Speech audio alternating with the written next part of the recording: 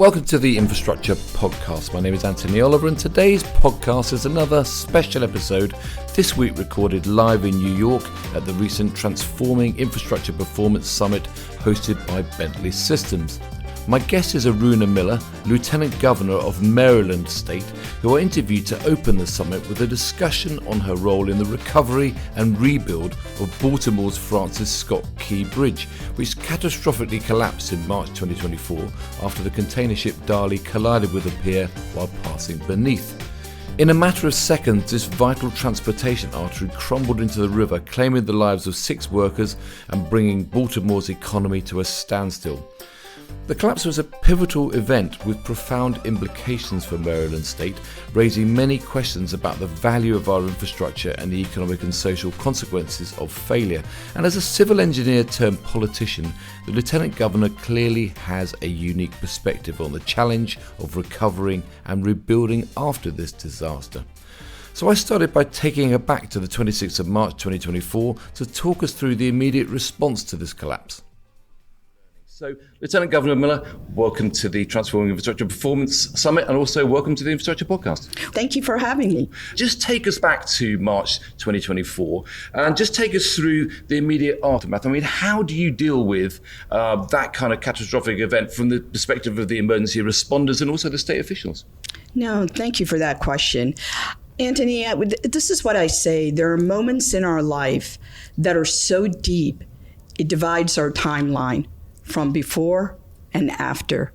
March 26, 2024 was one of those days that really changed the timelines of everyone in Maryland that experienced the collapse of the FSK Bridge.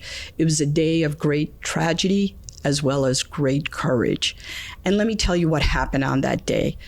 Within 2 minutes before the Dhali crashed into the FSK Bridge, we had the Maryland Transportation Authority police immediately who responded to the Mayday call, 2 minutes before, went over to the bridge, make sure the bridge was closed down so no further traffic could get through. But tragically, we lost 6 transportation workers as a result. Within hours after the collapse of the bridge, we had our first responders and divers that dove into the waters despite the darkness, the coldness, despite them risking their lives in order to save those that were lost in the water. Within, days after the collapse, we set up the Unified Command Center, which included 6 different organizations that came together. But don't underestimate, I suppose, the danger of that initial emergency response, because that's a very dangerous river. It's a very fast-flowing river, and there's an awful lot of debris in the river there. So that's right. But tragically, I suppose, it is always a tragedy when an incident like this, people that get killed.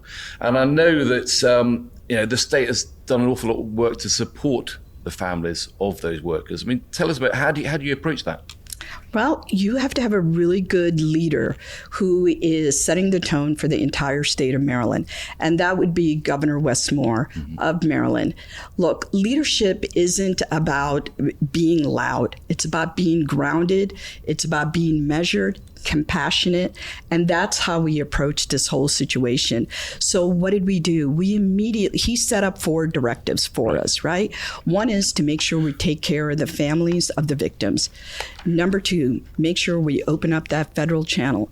Number 3, make sure that we're able to support the workers, that were impacted by this. And number 4, to build the Key Bridge again. So the families, we took care of them by being there for them, right? There's nothing that any of us can do to change the loss that they felt. Because we, as infrastructure professionals, you talk about the assets, but fundamentally, the people who are using those assets, the workers, the public using it, they are the most important thing that always got to be on your mind. Absolutely. Okay. I mean, in the aftermath, obviously, Maryland and the federal agencies, they've launched you might call it an unprecedented recovery program because of the scale of the collapse and also the scale of the implications. And a huge rebuilding effort with emergency relief, economic support and long-term infrastructure planning taking central stage. With the Port of Baltimore out of action for several months, I mean, how did that disrupt the state's economy? Because you can't really consider how suddenly you can take a port out of out of action like that? It's quite significant. Look, the Port of Baltimore is not just important to the state of Maryland's economy, it's to the entire nation. Right. Because it is part of the supply chain that it provides, the jobs that it creates, and furthermore, inflation, right? If you break the supply chains, inflation's going to go up. So the Port of Baltimore, what's really great about it is we have 6 public terminals and 33 private terminals. Yeah. And it really is 3 different hubs that it has there, from agriculture to automobiles to construction equipment. In fact, when it comes to agriculture and automobiles, it is the number 1 in the nation for exporting and importing at that port. So given what you know now about what you had to do to put that asset back into operation, were you aware of how key that bridge was to making that whole thing run smoothly? Absolutely. I mean, for example, the average daily traffic along that bridge is 40,000 vehicles. Yeah. And you're talking about trucks and others that could use that to move like hazmat materials that cannot go through the federal channel. Yeah. So, the lives being disrupted in every way. Where's all that traffic gone? Well, it's got to be detoured, right? Yeah. And this is what transportation engineers and people in this field come to deal with, that nothing is ever permanent, that you got to be agile, you got to be nimble, you got to be able to change to the situation that you are presented with. Yeah. And do you think, obviously you would never plan that kind of event, but having been through it and having put those detours in place, do people get used to this new kind of environment of having to avoid the bridge, etc.? I think, they have to deal with the situation, because there is no other alternative other than going through the detours, unless they want to get on a little boat and go across the channel. I don't think that's an option. Yeah. But of course, one of the things which is a very real consequence is the port's closure impacted thousands of jobs. I mean, what specific programs did you have to put in place to support those workers who no longer had a job to do? Absolutely. Speaking of jobs, there was over 20,000 jobs that were directly impacted as a result of this, collapse at the port. And there's over 240,000 direct and indirect jobs that were impacted. So we set up 5 emergency relief programs in which we gave out $42 million worth of relief funds to 3,300 different workers and 245 small business owners. So we came in full force. We set up a website centralized so every individual that's impacted and business leader could see just what kind of resources that are available from the federal, state, and local levels. We made sure that we had daily calls with the small business owners. We made sure that they got exactly the information hot off the press so they know exactly how to plan their lives, right? We brought in all of government to be able to talk about what the impacts of the port is on a daily basis with them. And was that kind of response, was that on a predetermined risk register or a predetermined plan of action that you had within the State Department? Well, I'll tell you what, Anthony, one thing is a crisis never comes with a predetermined plan or a script. Right. You have to act immediately, compassionately, and with great leadership. And that's what happened during this crisis. People came together, they put their egos aside, they collaborated, they did partnership together, and they knew exactly what the vision ahead was. Yeah. And that is to deliver for the people of Maryland, the workers, open up that channel and make sure everyone remains safe during this process. We'll talk a bit about learnings a bit later on, but I imagine for the entire team there, every day is a learning day. Absolutely. Yeah. And it was an extraordinary time of learning and growing. Yeah. I suppose as well as the port workers, there is a whole supply chain that relies on that bit of infrastructure. There's a whole lot of small businesses. I imagine there's a lot of large businesses as well. But I mean, local businesses, especially small enterprises, they were significantly impacted. Yes. How do you go about helping that particular sector? Well, again, we had a centralized website where every one of those small business owners can go to see what services and what relief funds that are available to them. And, as I said, we met on Zoom calls twice a week. The governor talked to leaders on a daily basis so they understood exactly what was coming down and they could ask the questions and we could have dialogue back and forth. It wasn't just us talking at them, but us hearing from them. What are your needs? How can we better address those needs? And it wasn't just one entity. It was federal, state, and local leaders coming together. It was private and public entities coming together. It was nonprofits. It was everybody, places of worship, trying to support the impacted workers and families. Yeah, I mean, is there a time limit on that kind of support that you're offering? Yes. So when we started off, we were able to go up to 13 weeks as far as giving out relief funds. And as far as still providing leave, there is no time limit, right? Yeah. Whenever Marylanders need us, we're there for them. I mean, do you, as a politician, as somebody who's got an engineering background, do you see this as a huge kind of moment in your career, which is defining, I suppose? Yeah. It certainly is. I mean, I must say that my alma mater immediately reached out to me, University of Missouri Science and Technology, and they said, wow, you're seeing in a moment of history right now of infrastructure. I mean, honestly, it was the biggest maritime disaster in Maryland, one of the biggest ones. So to be there at ground level and to work in partnership with everyone, you just can't write that in the history books, but you can learn from it. Well, let's talk a bit about you and your background. I said that you're a politician. Used to be a civil engineer. I'm still a civil engineer. Apologies, yes. It never goes away. It never goes away. And you've been serving as Lieutenant Governor of Maryland since 2023. What prompted that change then? What took you out of the great world of engineering into the world of politicians? Yeah. So just to recap again, you can take the girl out of engineering, but you can't take the engineering out of the girl. Okay. Right. So I'm still a civil engineer. But here's what it is. I say that sometimes you have plans for life and other times life has plans for you. Look, I'm a total nerd. I'm an engineer, and never in my wildest dreams did I think I would be in political office. Never.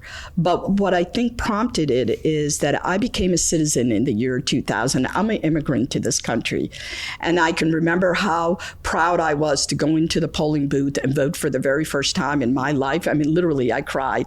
And I came out and I thought, that's all I needed to do. Well, my candidate didn't end up winning in that presidential race. And then I finally realized, I was like, oh, well, I guess I need to be a lot more engaged. So I called up the local political party that I'm affiliated with, and I said, what can I do to help? And they said, come on in, volunteer. And I did that for 4 or 5 years, and eventually an opening came up, and they asked me to run. I politely declined. I said, thanks so much, but no thanks. And I'm an engineer. I'm not an elected, politician. But, others twisted my arm, and I ran, and it's an interesting story, because I spoke to, as a politician in the UK, Mike Reeder, who just got voted in to Parliament in the last elections. And his story is so similar in that he decided that, what can he do? Because I suppose one of the things I always feel is that both civil engineers and politicians, it's all about public service. Yes, it's all about how do you make the outcomes for citizens better. That's how you see it, is it? Absolutely. So when people say, how does engineering and political world even, melt together? And I say this, it's exactly what you just said, Anthony, is that engineering taught me there are no problems, only solutions. Policy making is the same way. When you serve in government, it's about coming up with solutions for the people and the constituents that you serve. And they go hand in hand together. Yeah. Only we're much more detail oriented, which I like. Yeah. But I think one of the things that Mike also pointed out is it's hard to make that switch because there's a whole new world, there's a whole new language you need to learn in politics. And I started off exactly like that. I had no idea when I became a Maryland State delegate, all the lingo that goes along with being a delegate. I mean, honestly, I felt like an imposter for the longest time. I'm like, should I be here? I feel like I'm in the wrong room. But you know what? Here's what I say. Each of you will walk into rooms that don't look like you, and you feel like you're not meant to be in those rooms. And I will say this to you. It's not a sign telling you you're not meant to be there. It's a force telling you you have to be there to complete that room. So anyone that's thinking about it, you'd given a real thumbs up. Go and seek your vocation in politics if that's what you want. Absolutely. Just because you have a degree in engineering or whatever it may be, that doesn't mean that's the only lane you're going to be in. Life has a wonderful way of opening up so many other things for you. But it's also interesting that we're here in this IBM building because you were born in India, your family moved to the US when you were 7, and your father worked for IBM. He did in Poughkeepsie, New York. Yeah. And were you originally destined for a career in electronics then? Well, let's put it this way. My dad told me I could be anything I wanted to be, an engineer or a doctor. Anyway, I decided to follow his footpath and became an engineer instead. Yeah. Why civil engineering then? Because I love the hands-on experience you get, right? Because you get this opportunity to be out in the field at the construction site. You get to see the product of your work, you know, and there's just something so gratifying about that. But more importantly, public service. I've been in public service my entire adult life, and I decided to do that because when you come to this country as an immigrant, you're so grateful for the opportunities that opened up to you, and it's my way of paying it forward. Yeah. Well, because you worked for Montgomery County's Department for Transportation for 25 years. You helped improve highways, safety, and boosting access to public transport, which is a really kind of it's a vital part of the whole economy and people's lives. You also helped do some work improving and promoting active travel, I think. Yes. Is that a difficult thing in the US, promoting active travel? Active travel. Well, that means, just about everyone, right? Yeah. When you think about transportation, you're not talking about just highways. You're talking about people who don't have, cars to drive in. So you got to take a look at transit. You're talking about the ADA, Americans with Disability Act, to make sure those that are disabled can access everything that you and I can access. Because it's a very car-dominated society around here. It is, and we're trying to change that. Right? Get people on a bike. Is that possible in Maryland? Well, yes. Bikes, sidewalks, and using public transit. Look, I'm a mother of 3 adult daughters, and I can tell you, New York City stole them, okay, because they all work here and they don't want to move back to Maryland. My oldest daughter, she's 33 years old, and she does not want to drive a car. She wants to take public transit. In fact, all of them do. So I think it's a different generation now. They want to have access to public transit as much as possible. So it's not true. I mean, I as a Brit, we get told there's certain parts of the US you can get arrested for walking. That's not true. Oh, okay. I hope not. Okay. Jaywalking, maybe, right? Well, maybe, yeah. I mean, are there any bits of your career? I mean, you're 25 years as a civil engineer. What kind of stands out for you? And obviously, public services is a real kind of overriding thing. But what projects, what things you get involved with, which stand out as defining in your career as an engineer? Well, I'll tell you, one thing I learned in engineering is that any project that we build, it's never about just being in silos and drawing it up on a plan and then going ahead and doing it. At the end of the day, transportation is about people, right? And so I learned a lot that any project, and I used to run the Bikeways and Sidewalks program, and I thought, okay, a sidewalk, what's the big deal, right? It's a big deal.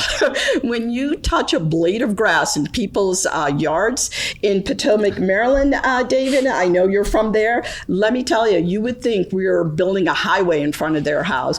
But that's a good thing because the public is so engaged and they care so much about transportation and they really play a vital role. And it may extend the project because you got to take care of all the details they say and fix the project. But at the end of the day, after you and I walk out after doing the project, they have to live with it. And that's important. Because I suppose, we were talking earlier about the Hudson Tunnel here, the $16 billion project which New York's got underway. And those are really important for the economy of an area like this, but also making sure the sidewalks are fixed, making sure that the Absolutely. grass is cut. Those are really important parts of a civil engineer's world, and also the management of the public realm. Absolutely. It's a quality of life issue, right? To have all that together. It's part of being civil. Yeah. Do you miss it? I do miss it. I do. That's why I'm so happy to be here. As soon as I got the invitation to come here, I said, I can't wait to come out and nerd out with my fellow engineers in this field. Well, but is it? I mean, do you miss the numbers side of it? Do you miss? Or is it just the people? It's all of it, but I think it still comes into my role here because, of course, we have the Maryland Department of Transportation, and there's so much infrastructure projects that the governor and I get involved in. And of course, the work you do now, you're a member of the Democratic Party, and you've previously served on the Maryland House of Delegates representing Legislative District 15 in Montgomery County. Yeah. But you've worked to drive legislation to invest in STEM education, for instance, in Maryland. I mean, is that part of you trying to make sure that as a politician, you are making sure that the next generation of science and engineering professionals is coming through? Absolutely. Look, if you take a look at our nation, even globally, in order for us to be competitive, we're going to have to focus in on science and technology. That's where the GDP is right now. And in Maryland, these are the lighthouse industries that we're focusing on, whether it's aerospace, defense, AI, quantum computing, bioscience, but all of it involves science and technology. Yeah. And getting more women, of course, into science and technology 100%. Is an issue that we're facing constantly in the UK. Yes. It's here in the US as well, presumably. Absolutely. Look, I don't think it's changed much since I've been in engineering. We're still not seeing enough women and people of color in this space. But here's a bragging right I will tell you about Maryland. We have 4 HBCUs there. Morgan State University graduates the highest percentage of Black engineers in the nation. We're very proud of that. Yeah. Well, we were talking to Tom from ASE last night, and he was reminding us that the number of presidents of the ASE who have been women over the last few years is very, very high. I think it was 8, and then another one coming through. Okay. Much higher than the UK Institution of Civil Engineers. I think we're on 3, going on 4, something like that. Well, you're going to have to catch up with us. Absolutely, yeah. I mean, engineering is changing, of course, but there's an awful lot more technology. Is it becoming more of an environment that perhaps young girls want to work in? I am seeing that. As I mentioned, I have 3 daughters, one of which is an engineer. Oh, well, the next question, so I'm glad to, You didn't put them off then? Yes, exactly. No, but a lot of engineers do put their kids off. No. Either accidentally or on purpose, to be quite honest. So. Well, I think one of the misconceptions about engineering is that, look, it is a very highly creative field, and that doesn't get conveyed enough to young people. That it's just amazing because it goes hand in hand, the technical aspect of it as well as the creative aspect of it. They have to come together. Yeah. But from a serious perspective, it is also an environment which is still more dangerous than it should be. I know you chaired the Governor's Work Zone Safety Work Group, which is dedicated to making highways work zones safer, protecting workers, etc. I mean, what difference has that kind of group started to make? Well, let me tell you this. In March 22nd, 2023, almost a year before the FSK bridge collapse, we had a terrible tragedy on our roadways on I-695. It was the worst work zone crash in Maryland's history, where 2 motorists were traveling over the speeds of 130 miles an hour near a work zone, instantly killed 6 transportation workers in the work zone. Immediately, the governor created the Work Zone Safety Group, which I chaired. We brought together all the stakeholders, including those that work in the construction field and engineers, and we passed the Road Worker Protection Act. And essentially what that does is it increases the amount of automated speed cameras that can be located along highways during construction, and it increased the penalties associated with it. At the current time, prior to the bill passing, it was only $40 if you were speeding in a work zone. We made it such that it's built on a tier system. Depending on how fast you're traveling, the more the penalty will be. And if there's construction workers on site, it'll double. So you can get now a penalty as high as $1,000. Wow. And since this new law has been implemented in 2 months, we've issued 48,000 citations for speeding. And 23 drivers were recorded at traveling over 40 miles over the posted speed limit, and they received a $1,000 penalty. This isn't, to, make people pay more. That's not the point of this. The point is to change the culture of driving, that you are aware when you're driving through work zones. Because nobody goes to work to get injured or to be killed. Yes. And, it's a global challenge, and certainly it's something in the UK, and we talk about it whenever we go to a different country with the TIP Summit. Do you think we're getting better globally, making the construction sector safer?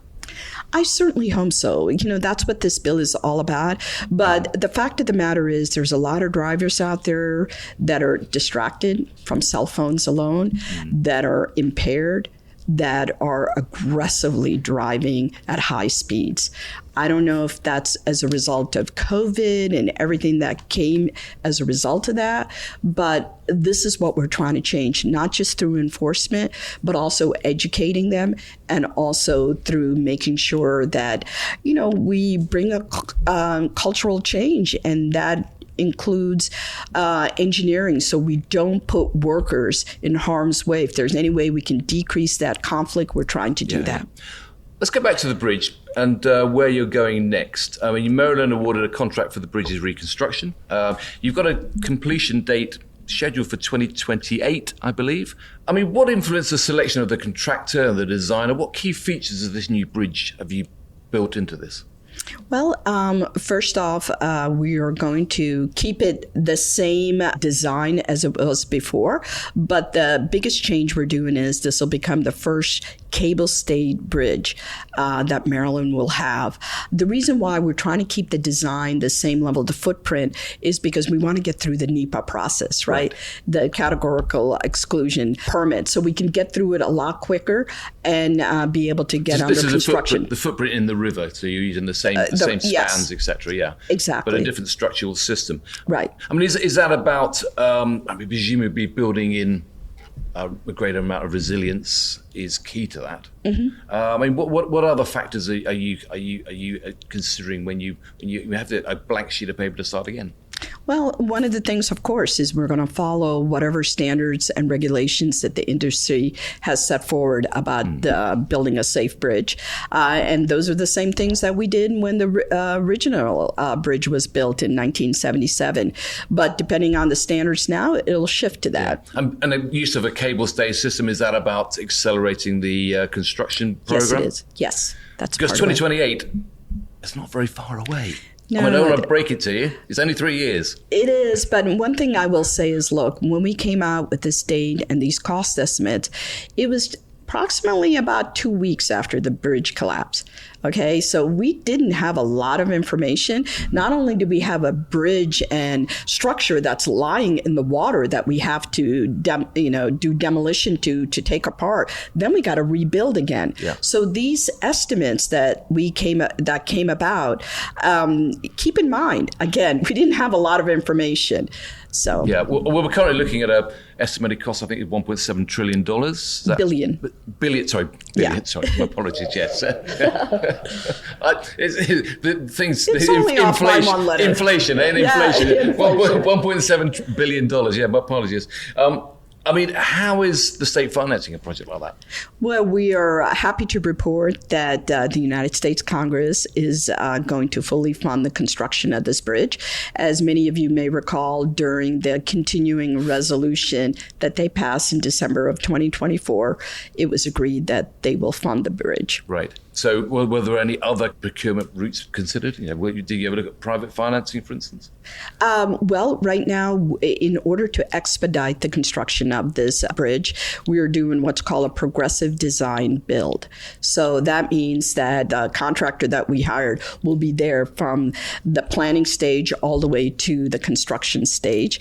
And because it's progressive, the procurement process makes it a little bit more, to expedite the process. Yeah, because hitting that 2028 date, I imagine, is really important for the economy. It is. Yeah, absolutely. What about technology? What sort of technologies are you leveraging to try to accelerate the design of geospatial mapping? And we're here with Bentley Systems, obviously. Yeah. They've got a lot of technologies to offer, but are you using a lot more technology, drones, centralized data management, etc.?